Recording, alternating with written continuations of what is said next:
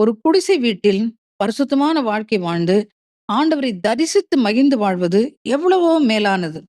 ஆம் பிரியமானவர்களே, ஆண்டவருடைய திருமுகத்தை தரிசித்து வாழ நமக்கு அரண்மனை தேவையில்லை, ஆடம்பர வாழ்க்கை தேவையில்லை, சொகுசு வாழ்க்கை தேவையில்லை.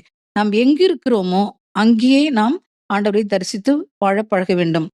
நீங்கள் பணம், பட்டம், பதவி, பெயர், புகழ், வாழ்க்கை வசதிகள் இவற்றிற்காக ஏங்காதீர்கள். ஒருவேளை இவை உங்களுக்கு கொடுக்கப்படலாம். இவையெல்லாம் உங்களை ஆண்டவரிடம் வழிநடத்தவே முடியாது.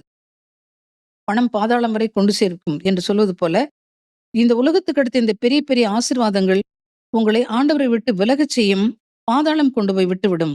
ஆனால் நீங்கள் ஆவியானவருடைய அபிஷேகத்திற்காக ஜெபியுங்கள். ஆவியானவர் உங்களுக்கு ஆவிக்குரிய கண்களை திறக்க வேண்டும் என்று சொல்லி நீங்கள் ஜெபியுங்கள்.